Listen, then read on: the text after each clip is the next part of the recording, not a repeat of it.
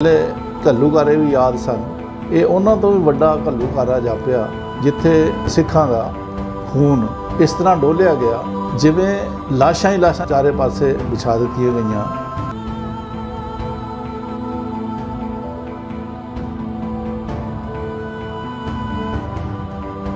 तकरीबन 6 बजे 6 तरीक ਨੂੰ 5 तरीक ਨੂੰ ਉਹਨਾਂ ਪਰਮਿਸ਼ਨ ਲਈ ਮੰਗਿਆ ਸੀ, ਲੇਕਿਨ ਲੇਟ ਪਰਮਿਸ਼ਨ ਹੋਣ ਕਰਕੇ ਉਹਨਾਂ ਨੇ ਫਾਇਰ ਕੀਤਾ।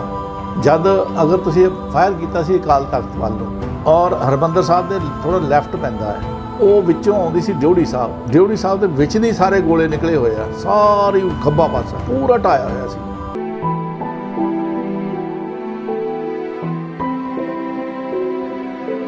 ਅਕਾਲ ਤਖਤ ਤੇ ਦੇਖੇ ਸਾਰੇ, ਨਾਲੇ ਤਾਂ ਲੋਕੀ ਰੋਈ ਜਾਂਦੇ ਸੀ ਨਾਲੇ ਦੇਖੀ ਜਾਂਦੇ ਸੀ। ਬਹੁਤ ਹੀ ਬੁਰਾ ਹਾਲ ਸੀ।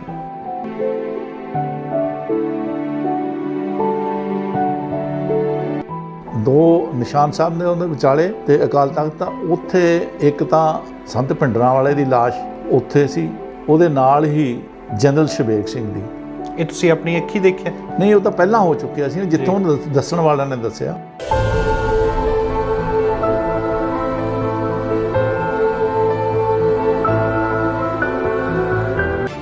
4 ਤਰੀਕ ਨੂੰ ਸਭ ਤੋਂ ਪਹਿਲਾਂ ਇਹਨਾਂ ਨੇ ਹੈਲੀਕਾਪਟਰ ਰਾਹੀਂ ਪੈਰਾਟਰੂਪ ਸੁੱਟੇ ਸੀ। ਉਹ ਤਕਰੀਬਨ ਸਾਰੇ ਦੇ ਸਾਰੇ ਜ਼ਖਮੀ ਜਾਂ ਮਾਰੇ ਗਏ।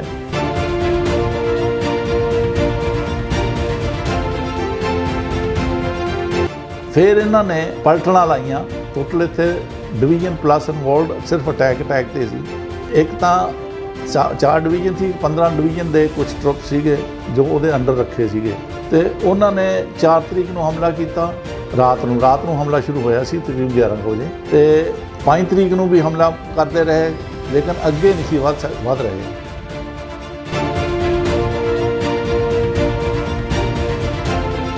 ਇੰਦਰਾ ਗਾਂਧੀ ਜਿਵੇਂ ਪ੍ਰਾਈਮ ਮਿਨਿਸਟਰ ਸੀ, ਪਲਾਨ ਬਣਾਇਆ ਸੀ ਰਾਜੀਵ ਗਾਂਧੀ ਤੇ ਉਹਨਾਂ ਦਾ ਕਜ਼ਨ ਨਹਿਰੂ ਤੇ ਨਾਲ ਆਪਣਾ ਰਾਓ ਸੀ।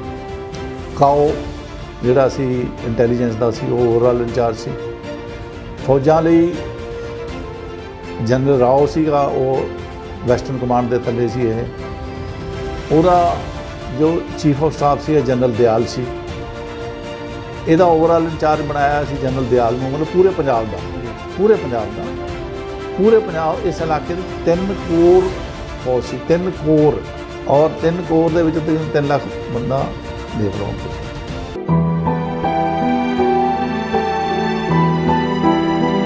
ਫਿਰ 2 ਬਟਾਲੀਅਨ ਨਾਲ ਭੇਜ। ਮੋਰਚੇਬੰਦੀ ਉਹਨਾਂ ਨੇ ਕਿਸ ਤਰ੍ਹਾਂ ਕੀਤੀ ਹੋਈ ਸੀ? ਜਨਰਲ ਸ਼ਬੇਗ ਸਿੰਘ ਬੜਾ ਮਾਸਟਰਮਾਈਂਡ ਸੀ। ਮੈਂ ਉਹਦੇ ਥੱਲੇ ਕੰਮ ਵੀ ਕੀਤਾ ਹੈ 71 ਦੇ ਵਿੱਚ। ਜਦੋਂ ਅਸੀਂ ਪਾਕਿਸਤਾਨ 'ਤੇ ਅਟੈਕ ਕਰਨਾ ਸੀਗਾ ਤੇ ਉਹ ਟ੍ਰੇਨ ਕਰ ਰਿਹਾ ਸੀਗਾ ਮੁਕਤੀ ਬਾਹਿਨੀ ਨੂੰ। ਅਗਰ ਅਟੈਕ ਹੋਏਗਾ ਤਾਂ ਟੈਂਕਾਂ ਮੋਟਰਾਂ ਨਾਲ ਵੀ ਹੋ ਸਕਦਾ, ਤਾਂ ਉਹਨੇ ਉਹਦਾ ਵੀ ਬੰਦੋਬਸਤ ਕੀਤਾ ਹੋਇਆ ਸੀ। ਉਹਨਾਂ ਨੇ ਇਸੇ ਕਰਕੇ ਹੀ ਸੰਤ ਭਿੰਡਰਾਂ ਵਾਲੇ ਨੂੰ ਮੋਹਰਾ ਬਣਾਇਆ, ਕਿਉਂਕਿ ਉਹ ਬੜਾ ਸੱਚਾ ਸੁੱਚਾ ਬੰਦਾ ਸੀ। ਉਹ ਆਪਣੇ ਹਿਸਾਬ ਦੇ ਨਾਲ ਚੱਲਦਾ ਸੀ, ਲੇਕਿਨ ਉਹ ਚਾਹੁੰਦਾ ਸੀ ਕਿ ਵੀ ਅਸੀਂ ਸਿੱਖਾਂ ਦਾ ਜਾਂ ਪ੍ਰਮੁੱਖ ਸਥਾਨ ਹੈ ਇਹ 'ਤੇ ਹਮਲਾ ਨਹੀਂ ਹੋਣ ਦੇਣਾ। ਸਰਕਾਰ ਦੀ ਅਪਰੋਚ ਕਿਸੇ ਹੋਰ ਤਰ੍ਹਾਂ ਸੀ, ਬਾਦਲ ਦੀ ਅਪਰੋਚ ਕਿਸੇ ਹੋਰ ਤਰ੍ਹਾਂ ਸੀ, ਬਾਦਲ ਤੇ ਟੌੜੇ ਦੀ ਅਪਰੋਚ ਹੋਰ ਤਰ੍ਹਾਂ ਸੀ। ਪੋਲੀਟਿਕਸ ਸਾਰੇ ਇੱਕ ਨਹੀਂ ਸੀਗਾ ਇਹ। ਜੇ ਅਕਾਲੀ ਇਕੱਠੇ ਹੋ ਕੇ ਇੱਕ ਅਪਰੋਚ ਨਾਲ ਜਾਂਦੇ ਤਾਂ ਇਹ ਰੋਕ ਸਕਦੇ ਸੀ।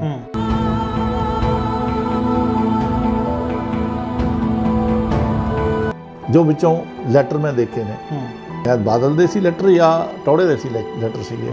ਤਾਂ ਇਹਦਾ ਮਤਲਬ ਸਾਡੀ ਆਪਣੀ ਕੌਮ ਹੀ ਫਟੀ ਹੋਈ ਸੀ। ਜਦ ਆਪਣੀ ਕੌਮ ਫਟ ਜਾਏ ਤਾਂ ਸਾਨੂੰ ਉਹ ਭੁਗਤਣਾ ਹੀ ਪੈਂਦਾ ਤੇ ਉਹਦਾ ਫਾਇਦਾ ਉਹਨਾਂ ਨੇ ਲਿਆ।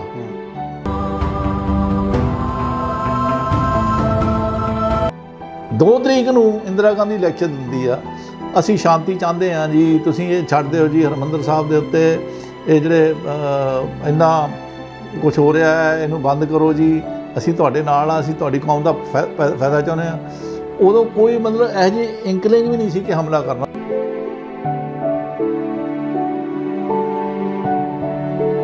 ਇੱਕ ਸਿੱਖ ਕੌਮ ਨੂੰ ਅਲੱਗ ਕਰ ਦਿੱਤਾ ਗਿਆ ਇੱਕ ਕਿਸਮ ਦੇ ਨਾਲ। ਉਹਨੀ ਦਿਨ ਦਾ ਜਿੰਨੀ ਬੇਇੱਜ਼ਤੀ ਮੈਨੂੰ ਮਹਿਸੂਸ ਹੋਈ ਨਾ, ਇਹਦੇ ਵਰਦੀ ਦੇ ਵਿੱਚ ਵੀ ਸਾਡੀ ਇੰਨੀ ਜ਼ਿਆਦਾ ਬੇਇੱਜ਼ਤੀ ਲੱਗਦੀ ਸੀ। ਮਤਲਬ ਐਂ ਲੱਗਦਾ ਜਿਵੇਂ ਅਸੀਂ ਇੱਕ ਤਾਂ ਦੁਸ਼ਮਣ ਦੇ ਨਾਲ ਵੀ ਕੋਈ ਇੰਨਾ ਬੁਰਾ ਨਹੀਂ ਕਰਦਾ ਜਿੰਨਾ ਸਾਡੇ ਨਾਲ ਕੀਤਾ ਜਾਂਦਾ ਸੀ। ਚੈੱਕ ਪੁਆਇੰਟ ਥਾਂ ਸੀਗੇ, ਬੱਸਾਂ 'ਚ ਉਤਾਰ ਕੇ ਚੈੱਕ ਕਰਨੀ। ਦੱਸੋ ਇੰਨਾ ਬੁਰਾ ਲੱਗਦਾ ਸੀ। ਮੈਨੂੰ ਵਰਦੀ ਵਾਲੇ ਯੂਨੀਫਾਰਮ 'ਚ ਮੈਨੂੰ ਵਰਦੀ ਦੇ ਉੱਤੇ ਹੀ ਨਫ਼ਰਤ ਹੋਣ ਲੱਗ ਗਈ ਸੀ।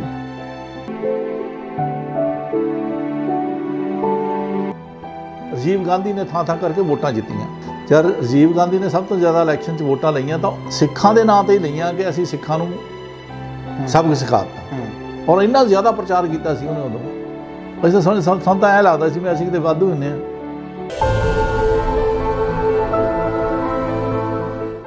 ਜੂਨ ਦਾ ਮਹੀਨਾ ਸਿੱਖ ਕੌਮ ਵਾਸਤੇ ਬੜਾ ਹੀ ਦੁਖਦਾਈ ਮਹੀਨਾ ਚੜ੍ਹਦਾ। ਅੱਜ ਤੋਂ 36 ਸਾਲ ਪਹਿਲਾਂ 1984 ਦੇ ਵਿੱਚ ਜੂਨ ਦੇ ਵਿੱਚ ਹੀ ਸ਼੍ਰੀ ਦਰਬਾਰ ਸਾਹਿਬ ਤੇ ਹਮਲਾ ਹੋਇਆ ਸੀ। ਸੰਤ ਜਰਨੈਲ ਸਿੰਘ ਭਿੰਡਰਾਂਵਾਲੇ ਉਦੋਂ ਸ਼ਹੀਦੀ ਪ੍ਰਾਪਤ ਹੋਈ। ਆਰਮੀ ਨੇ ਟੈਂਕਾਂ ਤੋਪਾਂ ਦੇ ਨਾਲ ਸ਼੍ਰੀ ਅਕਾਲ ਤਖਤ ਸਾਹਿਬ ਨੂੰ ਆਪਣਾ ਨਿਸ਼ਾਨਾ ਬਣਾਇਆ। ਅਕਾਲ ਤਖਤ ਸਾਹਿਬ ਜੋ ਸਿੱਖ ਕੌਮ ਦੀ ਸੁਪਰੀਮ ਸੰਸਥਾ ਹੈ, ਜਿਸ ਦਾ ਹੁਕਮ ਕੋਈ ਨਹੀਂ ਟਾਲਦਾ ਸਿੱਖ ਕੌਮ ਦੇ ਵਿੱਚ, ਉਸ ਨੂੰ ਨਿਸ਼ਾਨਾ ਬਣਾਇਆ, ਉਸ ਨੂੰ ਟੈਂਕਾਂ ਤੋਪਾਂ ਦੇ ਨਾਲ ਉਡਾਇਆ ਗਿਆ। ਤਾਂ ਅੱਜ 36 ਸਾਲ ਬਾਅਦ ਵੀ ਜਦੋਂ ਜੂਨ ਦਾ ਮਹੀਨਾ ਚੜ੍ਹਦਾ ਤਾਂ ਸਿੱਖ ਕੌਮ ਦੇ ਜਿਹੜੇ ਜ਼ਖਮ ਨੇ ਉਹ ਦੁਬਾਰਾ ਹਰੇ ਹੋ ਜਾਂਦੇ ਨੇ। ਤੇ ਇਸ 'ਤੇ ਸਾਡੇ ਨਾਲ ਗੱਲਬਾਤ ਕਰਨ ਲਈ ਜਿਨ੍ਹਾਂ ਨੇ ਦੋਨੋਂ ਪੱਖਾਂ ਨੂੰ ਰਿਸਰਚ ਕੀਤੀ, ਸਾਰਾ ਸਮਝਿਆ ਇਹ ਅਟੈਕ ਕਿਉਂ ਹੋਇਆ, ਕਿਵੇਂ ਹੋਇਆ, ਜਿਸ ਸ਼ਖਸ ਨੇ ਇਸ 'ਤੇ ਸਾਰੀ ਰਿਸਰਚ ਕੀਤੀ, ਅੱਜ ਸਾਡੇ ਨਾਲ ਉਹ ਮੌਜੂਦ ਨੇ ਸਾਬਕਾ ਕਰਨਲ ਡਾਕਟਰ DS ਗਰੇਵਾਲ ਜੀ, ਜਿਨ੍ਹਾਂ ਨੇ ਬਹੁਤ ਰਿਸਰਚ ਕੀਤੀ ਹੈ ਇਸ 'ਤੇ, ਖੁਦ ਵੀ ਉੱਥੇ ਮੌਜੂਦ ਸੀ। ਤੇ ਉਹਨਾਂ ਨਾਲ ਆਪਾਂ ਗੱਲਬਾਤ ਕਰਦੇ ਹਾਂ। ਕਰਨਲ ਸਾਹਿਬ, 36 ਸਾਲਾਂ ਬਾਅਦ ਜਦੋਂ ਤੁਸੀਂ ਉਸ ਮੰਜ਼ਰ ਨੂੰ ਯਾਦ ਕਰਦੇ ਹੋ, ਜਦੋਂ ਤੁਸੀਂ ਉੱਥੇ ਸ਼੍ਰੀ ਦਰਬਾਰ ਸਾਹਿਬ ਦੇ ਵਿੱਚ ਪਹੁੰਚੇ ਸੀ, ਕੀ ਮਹਿਸੂਸ ਕਰਦੇ ਹੋ? ਮੈਂ ਜ਼ਿੰਦਗੀ 'ਚ ਇੰਨਾ ਬੁਰਾ ਕਦੇ ਵੀ ਮਹਿਸੂਸ ਨਹੀਂ ਕੀਤਾ। ਜਦੋਂ ਖਾਸ ਕਰਕੇ ਮੈਂ ਉਹ ਥਾਵਾਂ 'ਤੇ, ਜਿਵੇਂ ਉਹ ਪਟਿਆਲਾ ਦੇ ਵਿੱਚੋਂ ਪਹਿਲਾਂ ਅਤੇ ਫਿਰ ਹਰਿਮੰਦਰ ਸਾਹਿਬ, ਬਾਅਦ 'ਚ ਮੁਕਤਸਰ, ਇਹ ਹਾਲਾਤ ਜ਼ਮੀਨ 'ਤੇ ਦੇਖੇ, ਦਿਲ ਕੰਬਾਊ ਹਾਲਾਤ ਸਨ। ਔਰ ਇੱਕ ਸਿੱਖ ਜਿਹਨੂੰ ਪਹਿਲੇ ਘੱਲੂਘਾਰੇ ਵੀ ਯਾਦ ਸਨ, ਇਹ ਉਹਨਾਂ ਤੋਂ ਵੀ ਵੱਡਾ ਘੱਲੂਘਾਰਾ ਜਾਪਿਆ, ਜਿੱਥੇ ਸਿੱਖਾਂ ਦਾ ਖੂਨ ਇਸ ਤਰ੍ਹਾਂ ਡੋਲਿਆ ਗਿਆ ਜਿਵੇਂ ਲਾਸ਼ਾਂ ਹੀ ਲਾਸ਼ਾਂ ਚਾਰੇ ਪਾਸੇ ਵਿਛਾ ਦਿੱਤੀਆਂ ਗਈਆਂ। ਜਿੱਥੇ ਪਹਿਲਾਂ ਪਾਠ ਦਾ ਅੰਮ੍ਰਿਤ ਵਰਸਦਾ ਸੀ, ਖੂਨ ਇਸ ਤਰ੍ਹਾਂ ਵਗਣਾ, ਇਹ ਬਹੁਤ ਵੱਡੀ ਕਰੋਪੀ ਸੀ ਜੋ ਸਿੱਖ ਧਰਮ ਦੇ ਉੱਤੇ, ਸਿੱਖ ਕੌਮ ਦੇ ਉੱਤੇ ਇੱਕ ਬਹੁਤ ਬੁਰਾ ਸਮਾਂ ਗਿਣਿਆ ਜਾ ਸਕਦਾ ਹੈ। ਕਿਉਂਕਿ ਜੋ ਪਹਿਲੇ ਦੋ ਘੱਲੂਘਾਰੇ ਹੋਏ ਸਨ ਉਹ ਸਾਡੇ ਟਾਈਮ 'ਤੇ ਨਹੀਂ ਸੀ, ਉਹ ਪਹਿਲਾਂ ਹੋਏ ਸੀ, ਪਰ ਇਹ ਤੀਜਾ ਘੱਲੂਘਾਰਾ ਤਾਂ ਸਾਡੀਆਂ ਅੱਖਾਂ ਦੇ ਸਾਹਮਣੇ ਹੋਇਆ ਸੀ। ਇਸ ਦਫਾ ਸਾਡੇ ਮੇਰੇ ਅਗੇਂਸਟ ਖਾਸ, ਔਰ ਮੇਰੇ ਕਮਾਂਡਰ ਉਹ ਵੀ ਸਰਦਾਰ ਸੀ, ਕੰਪਲੇਂਟਾਂ ਵੀ ਗਈਆਂ ਵੀ ਇਹ ਤਾਂ ਭਿੰਡਰਾਂਵਾਲੇ ਦੇ ਸਾਥੀ ਨੇ, ਇਹਨਾਂ ਨੂੰ ਕੈਦ ਕੀਤਾ ਜਾਵੇ। ਕੰਪਲੇਂਟ ਪ੍ਰੈਜ਼ੀਡੈਂਟ ਨੂੰ ਵੀ ਗਈ ਸਾਡੇ ਅਗੇਂਸਟ, ਲੇਕਿਨ ਉਹ ਮਤਲਬੀ ਲੋਕ ਸਨ ਜੋ ਬਾਅਦ 'ਚ ਵੈਰੀਫਿਕੇਸ਼ਨ ਤੋਂ ਬਾਅਦ ਸੱਚ ਨਹੀਂ ਪਾਏ ਗਏ। ਔਰ 6 ਤਰੀਕ ਨੂੰ ਤਕਰੀਬਨ ਸ਼ਾਮ ਨੂੰ ਆਏ ਸਾਡੇ ਜਨਰਲ ਅਫਸਰ ਜਿਹੜੇ ਸੀ, ਭੋਪਾਲ ਸੀ, ਉੱਥੋਂ ਆਏ। ਉਹਨਾਂ ਨੇ ਕਿਹਾ ਭਾਈ, ਕਿਉਂਕਿ ਅਸੀਂ ਕਿਹਾ ਕਿ ਦੇਖੋ ਹਰਿਮੰਦਰ ਸਾਹਿਬ ਨੂੰ ਨੁਕਸਾਨ ਹੋਇਆ ਹੈ, ਤਾਂ ਉਹਨੇ ਕਿਹਾ ਕਿ ਹੁਕਮ ਆਇਆ ਹੈ ਕਿ ਜੋ ਸਰਦਾਰ ਉੱਥੇ ਦੇਖਣਾ ਚਾਹਵੇ ਉਹ ਜਾ ਸਕਦਾ ਹੈ। ਫਿਰ ਹਰਿਮੰਦਰ ਸਾਹਿਬ ਤੁਸੀਂ ਕਿੰਨੀ ਤਰੀਕ ਨੂੰ ਪਹੁੰਚੇ? 7 ਤਰੀਕ ਨੂੰ ਤਾਂ ਮੈਂ ਲੁਧਿਆਣੇ ਰਿਹਾ, ਅਤੇ 8 ਤਰੀਕ ਨੂੰ ਮੈਂ ਸਵੇਰੇ ਚੜ੍ਹ ਕੇ ਤਕਰੀਬਨ ਸ਼ਾਮ ਨੂੰ ਪਹੁੰਚਿਆ ਸੀ। ਉਦੋਂ ਗਿਆਨੀ ਜੈਲ ਸਿੰਘ ਆ ਕੇ ਚਲੇ ਗਏ ਸੀ 8 ਤਰੀਕ ਨੂੰ। ਅਤੇ ਹੁਣ ਅੰਦਰ ਜਾਣ ਲਈ ਬਹੁਤ ਮੁਸ਼ਕਿਲ ਸੀ, ਪਰ ਮੈਂ ਯੂਨੀਫਾਰਮ ਦੇ ਵਿੱਚ ਸੀ, ਵਰਦੀ ਦੇ ਵਿੱਚ ਸੀ। ਅਤੇ ਇੱਕ ਸਾਡੇ ਮੇਜਰ ਸਾਹਿਬ ਸੀਗੇ ਜੋ ਜੀਪ ਜਾ ਰਹੇ ਸਨ, ਮੈਂ ਉਹਨੂੰ ਰੋਕ ਲਿਆ। ਮੈਂ ਕਿਹਾ ਮੈਂ ਵੀ ਹਰਿਮੰਦਰ ਸਾਹਿਬ ਜਾਣਾ ਚਾਹਾਂਗਾ, ਤਾਂ ਮੈਂ ਉਹਦੇ ਨਾਲ ਚਲਿਆ ਗਿਆ। ਉਸਨੇ ਮੈਨੂੰ ਸਾਰਾ ਸਮਝਾਇਆ। ਸਭ ਤੋਂ ਪਹਿਲਾਂ ਤਾਂ ਅਸੀਂ ਪਿੱਛੋਂ ਦੀ ਗਏ ਸੀ, ਖਾਸ ਕਰਕੇ ਸਰਾਂ ਦੇ ਇਲਾਕੇ 'ਚੋਂ। ਦੂਰੋਂ ਸਾਨੂੰ ਜਿਸ ਤਰ੍ਹਾਂ ਦੀ ਉੱਪਰ ਪਾਣੀ ਦੀ ਟੈਂਕੀ ਸੀ ਟੁੱਟੀ ਹੋਈ, ਉਹਦੇ ਹਾਲਾਤ ਦੇਖ ਕੇ ਬੜਾ ਹੀ ਲੱਗਿਆ ਕਿ ਇਹ ਤਾਂ ਬਹੁਤ ਹੀ ਵੱਡਾ ਘਾਰਾ ਹੋਇਆ, ਘੱਲੂਘਾਰਾ ਹੋਇਆ ਹੈ। ਫਿਰ ਅੱਗੇ ਅਸੀਂ ਜਾ ਕੇ ਮੈਨੂੰ ਉੱਪਰ ਲੈ ਗਿਆ, ਜਿਹੜੇ ਜਾਂ ਗੇਟ ਜਿੱਥੋਂ ਵੜਦੇ ਉੱਥੇ ਲੈ ਗਿਆ ਸੀ। ਅੱਗੇ ਪੱਥਰ ਧਸੇ ਹੋਏ ਸੀ ਜ਼ਮੀਨ ਦੇ ਵਿੱਚ, ਜਿੱਥੋਂ ਦੀ ਉਸਨੇ ਦੱਸਿਆ ਕਿ ਇੱਥੋਂ ਦੀ ਟੈਂਕ ਆਏ ਸੀ बाद च भी मैं जो पढ़िया खोजिया तो लग्या टोटल फौज ने उत्थे 7 टैंक लिआंदे सी। उत्थे टैंक जो है सवेरे 6 बजे उन्होंने फायरिंग की सी, तकरीबन 6 बजे 6 तरीक नूं। 5 तरीक नूं उन्होंने परमिशन ਲਈ ਮੰਗਿਆ ਸੀ, लेकिन लेट परमिशन होने करके उन्होंने फायर किया। जद अगर तुसी फायर किया सी अकाल तख्त वाल नूं और हरमंदर साहब दे थोड़ा लैफ्ट पैंदा है, वो विचों आउंदी सी ड्योढ़ी साहब।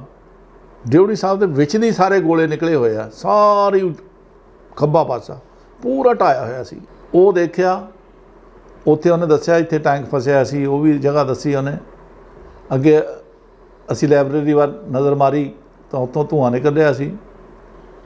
अकाल तख्त ते देखे सारे, नाले तो लोग रोई जाते सी, नाले देखी जाते सी। बहुत ही बुरा हाल सी।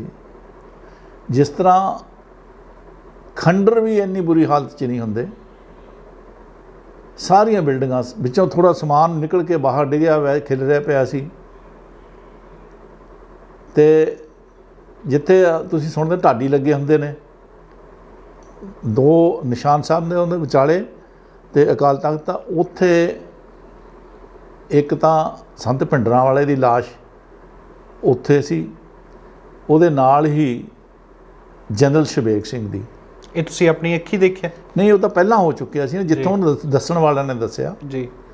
वो जगह सी, जगह उन्होंने दसी ताज़ी ताज़ी सी। ते जिवें उन्होंने उस वेले दस्सिया कि लास्ट मिनट के उत्ते जब टैंकां दे गोले बरसन लग गए तो इन्होंने कहा कि हुण असीं उदों पहलां अटैक जो होया सी 4 तरीक नूं, सब तो पहलां इन्होंने हैलीकॉप्टर राही पैराट्रूपर सुट्टे सी।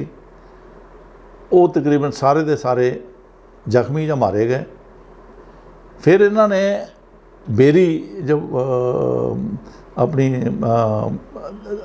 इधर टैंकां वाली सराय वाली साइड के उत्ते बेरी साहब है, उधरों फिर नेवी दे तराक भेजे सी, उन्होंने भी मार लिया गया सी विचों ही, वो भी फिर मुड़ गए सी। हरमंदर साहब तक वो नहीं जा सके।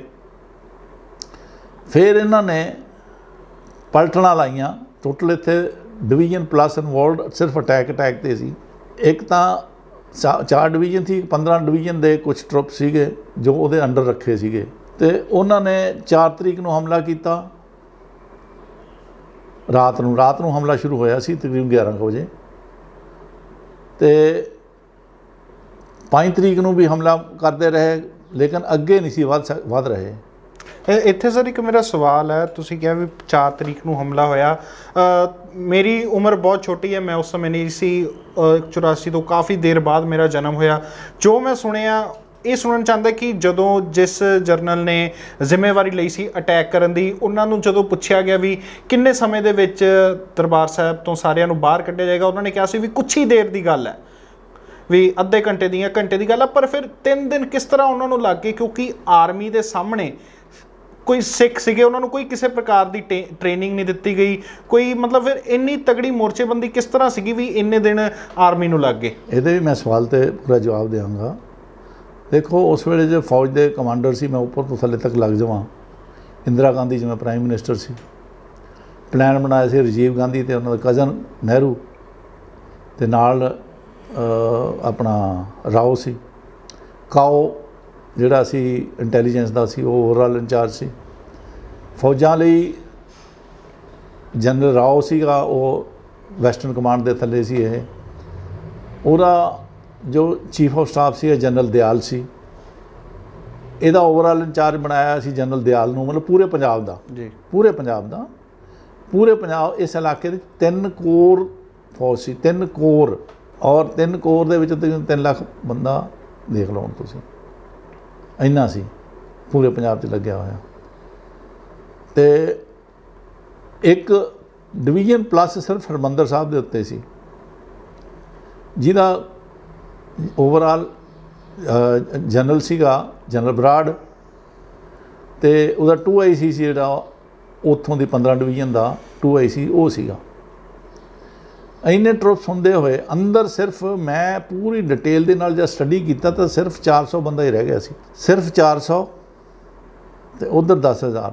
ਇਹੀ ਸਵਾਲ ਜਦ ਮੈਂ ਉੱਥੇ ਉਸ ਵੇਲੇ ਜਿਹੜਾ ਇੱਕ ਮੇਰਾ ਕੋਰਸਮੇਟ ਸੀਗਾ, ਜਿਹੜਾ ਉਹ ਸੰਗਲਵਾਲਾ ਅਖਾੜਾ ਹੈ ਨਾ, ਉੱਥੇ ਉਹਨਾਂ ਦਾ ਕੈਂਪ ਲੱਗਿਆ ਹੋਇਆ ਸੀਗਾ, ਮਤਲਬ ਹੈੱਡਕੁਆਟਰ ਸੀਗਾ ਜੀ।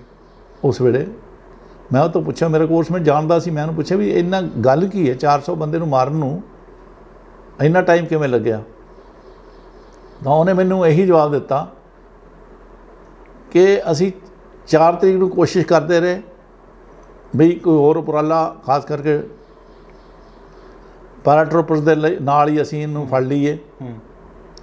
ਫਿਰ ਨੇਵੀ ਨੂੰ ਟਰਾਈ ਕੀਤਾ, ਫਿਰ 2 ਬਟਾਲੀਅਨਾਂ ਭੇਜੀਆਂ, ਲੇਕਿਨ ਇੰਨੀ ਜ਼ਿਆਦਾ ਇੰਟਰੈਂਚ ਕੀਤੀ ਹੋਈ ਸੀ ਇਸ ਤਰੀਕੇ ਦੇ ਨਾਲ, ਜਿਹਦਾ ਪਾਣੀ ਦਾ ਜਿੱਥੋਂ ਨਿਕਲਦਾ ਨਾ ਸੋਮਾ, ਉਹਦੇ ਵਿੱਚ ਵੀ ਬਣਾਈਆਂ ਹੋਈਆਂ ਸੀ ਖੰਦਕਾਂ, ਅਤੇ ਹਰ ਪਾਸਿਓਂ ਗੋਲੀ ਵਰਦੀ ਸੀ, ਥੱਲਿਓਂ ਜ਼ਮੀਨਾਂ ਦੇ ਉੱਤੇ, ਲੱਤਾਂ ਦੇ ਉੱਤੇ, ਔਰ ਹਰ ਕਮਰੇ ਦੇ ਵਿੱਚੋਂ ਗੋਲੀਆਂ ਵਰ ਰਹੀਆਂ ਸੀ। ਅਤੇ ਬਹੁਤ ਜ਼ਿਆਦਾ ਕੈਜੁਅਲਟੀਆਂ ਹੋਈਆਂ ਸੀਗੀਆਂ। ਜੋ ਪਹਿਲੀ ਪਲਟਣ ਗਈ ਸੀ, ਦੂਜੀ ਪਲਟਣ ਗਈ ਸੀ, ਫਿਰ ਤੀਜੀ ਜੋ ਹੈ ਬ੍ਰਿਗੇਡ ਕਮਾਂਡਰ ਲੈ ਕੇ ਗਏ ਸੀ, ਉਹਨਾਂ ਨੂੰ ਕੁਛ ਜਾ ਕੇ 5 ਤਰੀਕ ਨੂੰ ਸ਼ਾਮ ਨੂੰ ਸਫਲਤਾ ਮਿਲੀ ਸੀ, ਲੇਕਿਨ ਉਹ ਵੀ ਅੱਗੇ ਅਟਕ ਗਏ।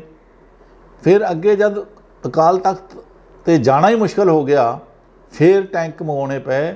ਪਰਮਿਸ਼ਨ 5 ਤਰੀਕ ਨੂੰ ਮੰਗੀ ਸੀ, ਮਿਲੀ ਸਵੇਰੇ ਸਾਜਰੇ ਦਿੱਲੀ ਤੋਂ। ਤੇ ਇੰਨੀ ਤਕੜੀ ਮੋਰਚੇਬੰਦੀ ਉਹਨਾਂ ਨੇ ਕਿਸ ਤਰ੍ਹਾਂ ਕੀਤੀ ਹੋਈ ਸੀ? ਜਨਰਲ ਸ਼ਬੇਗ ਸਿੰਘ ਬੜਾ ਮਾਸਟਰਮਾਈਂਡ ਸੀ, ਮੈਂ ਉਹਦੇ ਥੱਲੇ ਕੰਮ ਵੀ ਕੀਤਾ ਹੈ। 71 ਦੇ ਵਿੱਚ ਜਦੋਂ ਅਸੀਂ ਪਾਕਿਸਤਾਨ 'ਤੇ ਅਟੈਕ ਕਰਨਾ ਸੀਗਾ ਅਤੇ ਉਹ ਟ੍ਰੇਨ ਕਰ ਰਿਹਾ ਸੀਗਾ ਮੁਕਤੀ ਬਾਹਿਨੀ ਨੂੰ, ਇੱਕੋ ਧਿਆਨ ਦੇ ਨਾਲ ਇੱਕੋ ਕੰਮ ਕਰਨ ਲੱਗਦਾ ਹੈ ਤਾਂ ਉਹਦੀ ਪਲੈਨਿੰਗ ਜੋ ਹੈ ਬੜੀ ਡੂੰਘਾਈ ਦੇ ਨਾਲ ਕੀਤੀ ਜਾਂਦੀ ਹੈ। ਔਰ ਇਹਨੇ ਸਾਰੀ ਤਿਆਰੀ ਜਨਰਲ ਸ਼ਬੇਗ ਸਿੰਘ ਨੇ ਬਹੁਤ ਹੀ ਵਧੀਆ ਤਰੀਕੇ ਨਾਲ ਕੀਤੀ ਹੋਈ ਸੀ। ਕਿਸੇ ਪਾਸਿਓਂ ਵੀ ਅਗਰ ਦੁਸ਼ਮਣ ਆਉਂਦਾ ਜਾਂ ਅਟੈਕ ਕਰਨ ਵਾਲਾ ਆਉਂਦਾ ਤਾਂ ਉਹਨੂੰ ਰੋਕਿਆ ਜਾ ਸਕਦਾ ਸੀ। ਉਹਨੂੰ ਪਤਾ ਸੀ ਕਿ ਅਗਰ ਅਟੈਕ ਹੋਏਗਾ ਤਾਂ ਟੈਂਕਾਂ ਮੋਟਰਾਂ ਨਾਲ ਵੀ ਹੋ ਸਕਦਾ, ਤਾਂ ਉਹਨੇ ਉਹਦਾ ਵੀ ਬੰਦੋਬਸਤ ਕੀਤਾ ਹੋਇਆ ਸੀ। ਕਿਉਂ ਪਹਿਲਾਂ ਹਮਲੇ ਤੋਂ ਪਹਿਲਾਂ 1000 ਦੇ ਕਰੀਬ ਬੰਦਾ ਅੰਦਰ ਸੀਗਾ ਕੰਪਲੈਕਸ ਦੇ ਵਿੱਚੋਂ, ਲੇਕਿਨ ਫਿਰ ਪਿੰਡਾਂ ਵਾਲਿਆਂ ਨੇ ਕਹਿ ਦਿੱਤਾ ਸੀ ਵੀ ਜਿਹਨੇ ਨਿਕਲਣਾ ਨਿਕਲ ਜਾਓ, ਪਿੱਛੋਂ ਦੀ ਨਿਕਲ ਗਏ ਸੀਗੇ ਜੀ, ਅਤੇ ਤਕਰੀਬਨ 400 ਰਿਹਾ ਸੀ। ਲੇਕਿਨ ਸਰ ਆਪਾਂ ਗੱਲ ਕਰੀਏ ਤਾਂ ਅਟੈਕ ਕਰਨਾ ਆਖਰੀ ਆਪਸ਼ਨ ਹੁੰਦਾ ਵੀ, ਹੁਣ ਅਟੈਕ ਕਰੇ ਬਿਨਾਂ ਨਹੀਂ ਗੱਲ ਬਣਦੀ, ਤਾਂ ਕੀ ਉੱਥੇ ਸਾਰੇ ਆਪਸ਼ਨਸ ਜਾਂ ਜੋ ਵੀ ਉਹਨਾਂ ਕੋਲ ਸੀਗੇ ਉਹ ਵਰਤੇ ਗਏ ਸੀ ਕਿ ਸਿੱਧਾ ਹੀ ਅਟੈਕ ਕਰ ਦਿੱਤਾ ਗਿਆ? ਦੇਖੋ ਇੱਥੇ ਤਾਂ ਤੁਹਾਨੂੰ ਦੇਖਿਆ ਛੋਟੇ ਛੋਟੇ ਬਾਅਦ ਦੇ ਵਿੱਚ ਆਪਰੇਸ਼ਨ ਜੋ ਪੈਰਾਟਰੂਪਰ ਵਾਲੇ ਕੀਤੇ ਗਏ ਨੇ, ਹੋਰ ਤਾਂ ਕੋਈ ਇਹਨਾਂ ਨੇ ਹੋਰ ਉਪਾਅ ਨਹੀਂ ਕੀਤਾ ਗਿਆ। ਕੋਈ ਫੌਜ ਵੱਲੋਂ ਅੰਦਰ ਕਰ ਸਕਦੇ ਸੀ ਜਾਂ ਹੋਰ ਕਰ ਸਕਦੇ ਸੀ, ਡਾਇਲਾਗ ਤਾਂ ਕੀਤੀ ਨਹੀਂ ਇਹਨਾਂ ਨੇ। ਇੱਕ ਇਹ ਵੀ ਬਾਰ-ਬਾਰ ਸਵਾਲ ਉੱਠਦਾ ਅੱਜ ਦੇ ਸਮੇਂ ਦੇ ਵਿੱਚ ਵੀ ਕਿ ਜਦੋਂ ਦਰਬਾਰ ਸਾਹਿਬ ਦੇ ਵਿੱਚ ਫੌਜੀ ਹਮਲਾ ਹੋਇਆ ਤਾਂ ਫੌਜ ਵੱਲੋਂ ਕਾਫੀ ਸਾਰਾ ਸਿੱਖ ਲਿਟਰੇਚਰ ਉੱਥੋਂ ਲਿਜਾਇਆ ਗਿਆ, ਜਿਸ ਦੀ ਹੁਣ ਵੀ ਕਈ ਵਾਰੀ ਮੰਗ ਹੁੰਦੀ ਹੈ ਕਿ ਵਾਪਸ ਮਿਲਿਆ ਜਾਵੇ। ਉਸ ਦੇ ਮਤਲਬ ਸਿੱਖ ਲਿਟਰੇਚਰ 'ਤੇ ਤੁਹਾਡਾ ਮਤਲਬ ਕੀ ਹੈ? ਕਿਹੜਾ ਲਿਟਰੇਚਰ ਉਹ ਲੈ ਕੇ ਗਏ ਸੀ ਜਾਂ ਕਿਹੜਾ ਵਾਪਸ ਕੀਤਾ ਉਹਨਾਂ ਨੇ? ਉਦੋਂ ਨਹੀਂ, ਮੈਂ ਉਦੋਂ ਤਾਂ ਦਿਖਾਇਆ, ਮੈਨੂੰ ਦਿਖਦਾ ਜਿਵੇਂ ਧੂੰਆਂ ਨਿਕਲਿਆ, ਮੈਂ ਸ਼ਾਇਦ ਸੋਚਿਆ ਵੀ ਲਾਇਬ੍ਰੇਰੀ ਸੜ ਗਈ ਹੋਏਗੀ, ਲੇਕਿਨ ਬਾਅਦ 'ਚ ਰਿਸਰਚ ਤੋਂ ਬਾਅਦ ਪਤਾ ਲੱਗ ਗਿਆ ਤਾਂ ਸਾਰਾ ਲਿਟਰੇਚਰ ਕੱਢ ਕੇ ਲੈ ਗਏ ਸੀ। ਤਾਂ ਕਰਨਲ ਸਾਹਿਬ ਮੇਰਾ ਆਖਰੀ ਸਵਾਲ ਇਹੀ ਹੈ ਕਿ ਇਹੀ ਕਿਹਾ ਜਾਂਦਾ ਕਿ ਆਰਮੀ ਦੀ ਸ਼ਹਿ 'ਤੇ ਜਿਹੜਾ ਹਮਲਾ ਹੋਇਆ, ਕੀ ਇਹ ਹਮਲਾ ਟਲ ਨਹੀਂ ਸੀ ਸਕਦਾ? ਹਮਲਾ ਟਲਣ ਦੇ ਵਿੱਚ ਕਈ ਤੱਥ ਸ਼ਾਮਲ ਨੇ।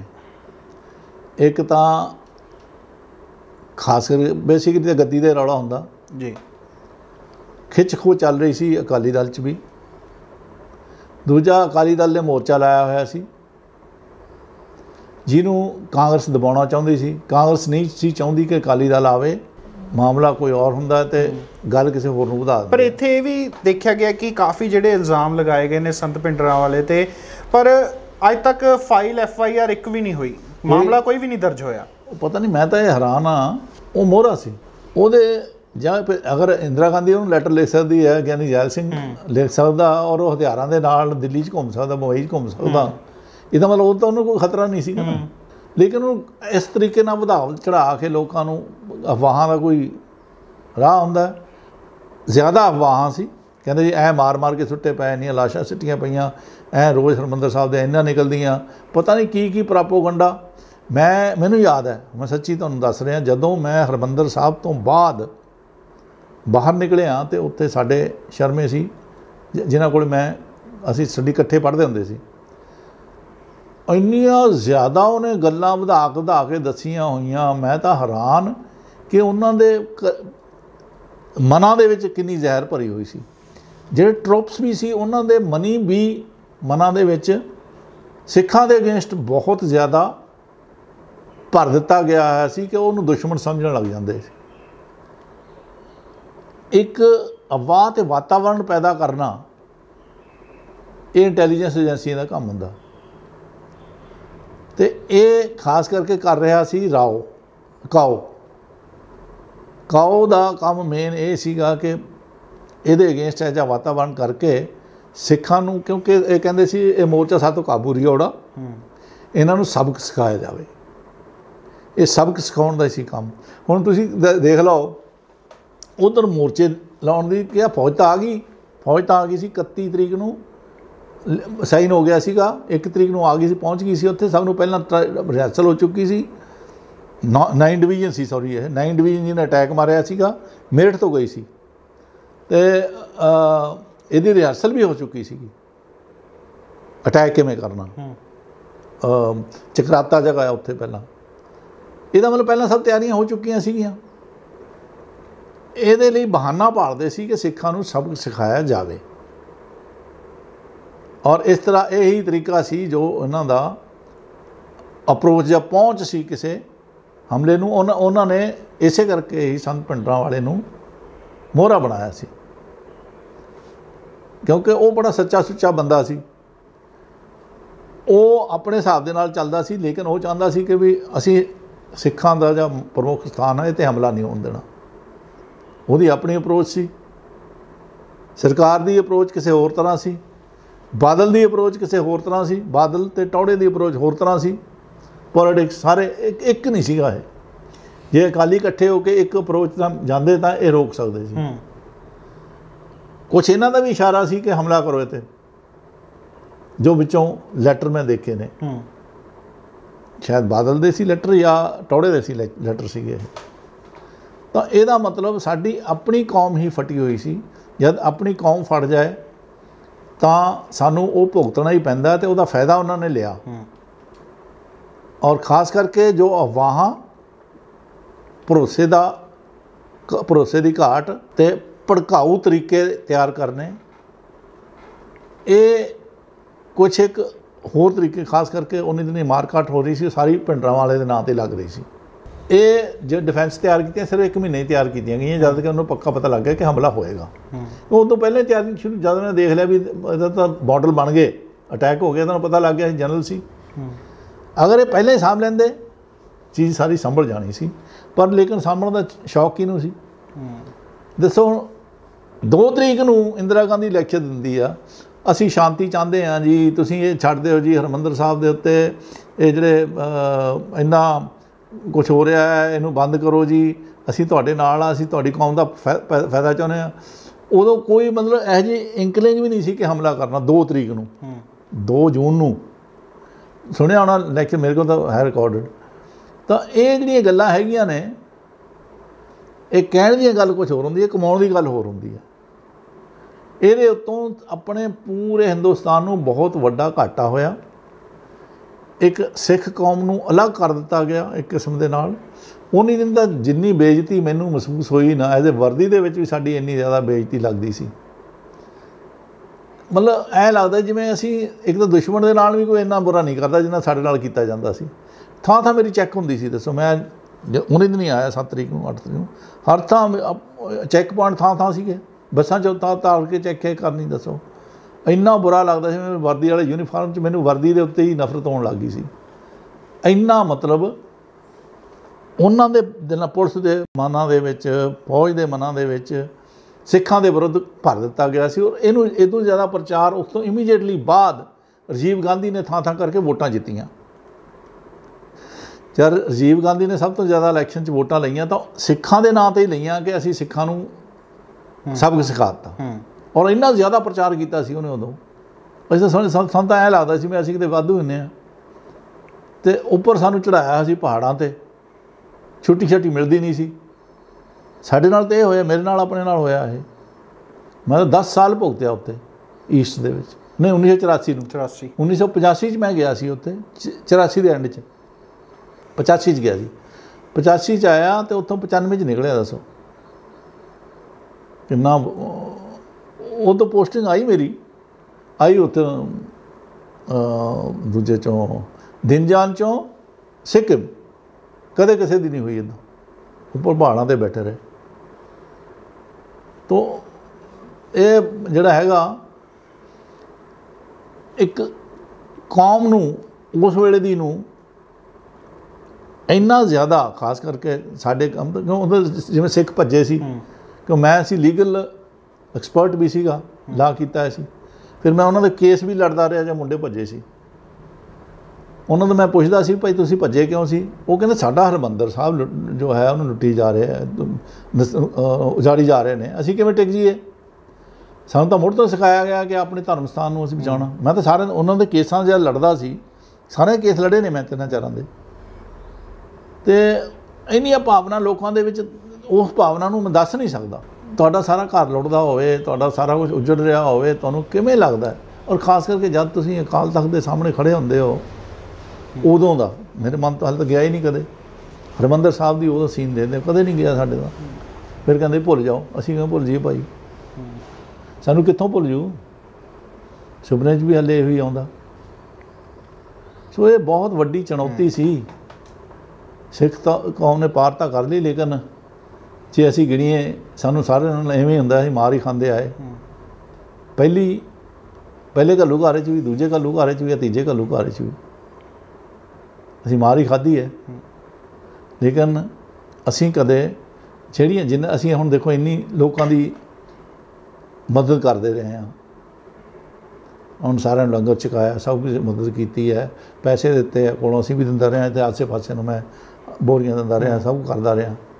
ਲੇਕਿਨ ਇਹ ਇੱਕ ਸਾਡੀ ਕੌਮ ਦੇ ਵਿੱਚ ਇਹ ਧਾਰਨਾ ਭਰੀ ਹੋਈ ਹੈ ਕਿ ਦੂਜੇ ਦਾ ਫਾਇਦਾ ਕਰੋ, ਪਰ ਅਸੀਂ ਆਪਣਾ ਫਾਇਦਾ ਤਾਂ ਲੈ ਨਹੀਂ ਸਕਦੇ, ਆਪਣਾ ਨੁਕਸਾਨ ਹੋ ਰਿਹਾ ਲਗਾਤਾਰ। ਪਤਾ ਨਹੀਂ ਕਦੋਂ ਸਮਝਾਂਗੇ। ਤਾਂ ਇਹ ਸਨ ਸਾਡੇ ਨਾਲ ਸਾਬਕਾ ਕਰਨਲ ਡਾਕਟਰ DS ਗਰੇਵਾਲ ਜੀ, ਜਿਨ੍ਹਾਂ ਨੇ ਦੱਸਿਆ ਕਿ 84 ਵੇਲੇ ਜਦੋਂ ਹਰਿਮੰਦਰ ਸਾਹਿਬ 'ਤੇ ਅਟੈਕ ਕੀਤਾ ਗਿਆ ਤਾਂ ਕਿਸ ਤਰ੍ਹਾਂ ਕੀਤਾ ਗਿਆ। ਪੂਰੀ ਜਿਹੜੀ ਇਹਨਾਂ ਨੇ ਰਿਸਰਚ ਕੀਤੀ, ਅੱਜ ਤੁਹਾਨੂੰ ਦੱਸੀ ਹੈ ਕਿ ਕਿਸ ਤਰ੍ਹਾਂ ਮੋਰਚੇਬੰਦੀ ਕੀਤੀ ਗਈ ਸੀ ਅਤੇ ਕਿਸ ਤਰ੍ਹਾਂ ਅਟੈਕ ਕੀਤਾ ਗਿਆ ਸੀ ਅਤੇ ਕੀ ਇਹ ਅਟੈਕ ਟਲ ਸਕਦਾ ਸੀ ਕਿ ਨਹੀਂ। ਤਾਂ ਵਧੇਰੇ ਅਪਡੇਟਸ ਲਈ ਸਾਡੇ ਨਾਲ ਜੁੜੇ ਰਹੋ। ਲੁਧਿਆਣਾ ਤੋਂ ਸਨਮਜੀਤ ਸਿੰਘ, ਲੁਧਿਆਣਾ ਟਾਈਮਜ਼। ਵਧੇਰੇ ਜਾਣਕਾਰੀ ਲਈ ਸਬਸਕ੍ਰਾਈਬ ਕਰੋ ਸਾਡਾ YouTube ਚੈਨਲ ਪਬਲਿਕ ਟਾਈਮਜ਼ ਅਤੇ ਨੋਟੀਫਿਕੇਸ਼ਨ ਲਈ ਬੈਲ ਆਈਕਨ 'ਤੇ ਕਲਿੱਕ ਕਰਨਾ ਨਾ ਭੁੱਲੋ।